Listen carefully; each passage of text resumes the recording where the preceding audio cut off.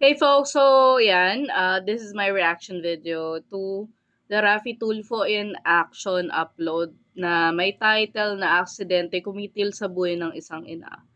So, si Darwin Ikong, taga Cebu City siya. Then, you have his wife, Crystal Ikong. Tapos, yun, na-dead siya. Kasi, nakasakay sila ng motor, then may bus na tumigil sa may likod, then nag-curve na hindi tinitingnan na may tao sa harap nila. So, I mean, na may motor.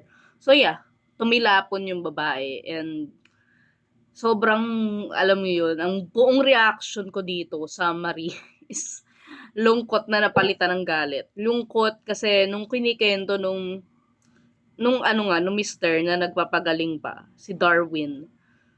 Alam mo yung hindi halos onti lang yung luha niya eh, pero kita mo yung sakit sa mata niya. Yung sakit na ayaw lumabas, na feel mo dito, yung alam mo yun, I think it's the one na you cry at night too or when you're alone kasi grabe yung nangyari sa wife niya as in na-witness niya pa na naging parang bata tapos nag-bleed yung nose, nagsuka ng dugo.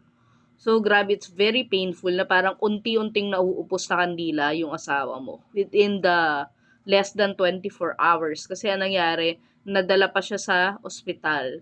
Then, nakita nga na grabe yung bleeding dito. And alam niyo naman na pag nag-hemorrhage ka or bleeding sa may utak, sobrang delikado talaga.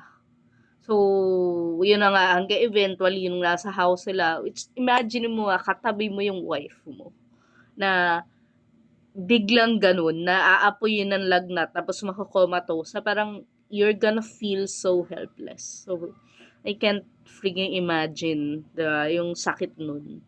Tapos ba't galit? Oh my God, grabe. Yung ano okay, yung LTFRB okay kausap. And I'm so happy yung mga ganitong kaso.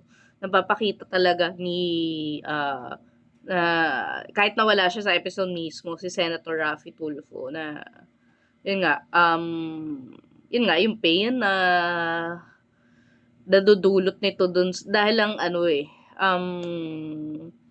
you, you have this reckless people. So, yung sa LTFRB nga, tutulungan. Kasi nangyari yung driver, hindi pa na-report na yung aksidente. Di ba? So, parang nagbalak pa nga halos tumakas eh. Kasi yung first, I think part 2 to eh. Yung part 1 may parang title na hanapin yung driver. Anyways, yeah, so parang hindi pa naka-apply ng insurance. Wala pa sila nakuha ng pera kahit ano. Na I'm sure tutulungan sila ng Raffy Tulfo in Action. Pero ang point kasi, kung walang Raffy Tulfo in Action, sobrang tarantado. Diba? Sobrang tarantado ng mga franchise. So, yeah, yung mga ganyan, may prangkisa na, bang tawag dyan, ano, bus company, ganyan. Ba't ko nasabing tarantado, nakausap nila yung secretary. Then, alam mo yun, walang ano sa boses siya eh, walang remorse or anything. Parang it's so procedural. Then yung nanggalaiti talaga ako dun sa sinabi niya na parang kung ano po yung makuha namin sa insurance, parang yun yung ipupuno dun sa same PAMI, yun yung parang magbibigay ng iba pa yun eh. Parang passenger insurance, iba pa yung sa bus, yung sa insurance ng bus company. So, parang alam mo yun, sa PAMBI, parang max daw 100,000 may bibigay. Tapos sila, ano, parang, putya, di ba? I think yung ganyang grabe level, parang at least 10M yan eh. Oh my goodness. Diba? Yung ganyang, I mean, of course, prices ang buhay, di ba? But, yung pagkakasabi niya talaga na parang, kung ano yung mabibigay namin sa ng insurance sa amin, yun yung pwede namin ibigay na extra. Parang like, what if 50,000 lang, 100,000 lang din? So, kung makukuha lang ng families like 200,000, for what yung ganyan? Na tinanggalan nyo ng nanay yung mga bata, tinanggalan nyo ng wife, yung si Darwin, di ba? So, ay nako, nakakaloka. Parang, kung may isa-senate hearing man in the future, dapat yung mga ganitong case, kasi dapat re-evaluate talaga. Lalo na yan, kasi tandaan, kasi ngayon, di ba, parang, ang inaano is mga kamoteng motor, ganyan. But this time, hindi kamoteng motor. Ang kamote yung bus driver.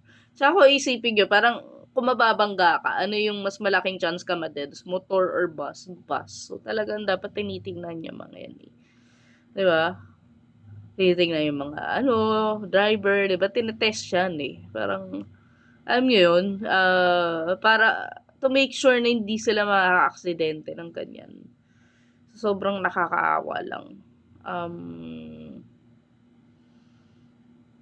Moment of silence talaga. Nasasad lang talaga ako, parang shit. Yeah. Ayun, additional notes lang napansin ko, yung mga reporter Raffy Tulfo, kahit young pa sila, like, I don't know if nag-intern ba sila or what, but they're very professional. I mean, yung pagtatanong nila, very matatas magsalita, very ayun, straight to the point. Tapos magagaling yung questions nila. So, grabe. Kung sino man ang sumasala sa Raffy Tulfo in Action reporters, yan yung mga field reporters. Kudos sa'yo. Ang galing. Ang galing na mamimili nyo. So, yun lang. Masasabi ko. Ingat po tayong lahat, lalo na ngayon magpapasko. Parang, don't just do it for yourself. Kasi syempre, it's not good to be dead. You won't enjoy life anymore. But, also do it for your loved ones. Kasi like, syempre may mga malulungkot pag nawala kayo. So like, mag-ingat po tayong lahat. And yeah, enjoy our like Yule season.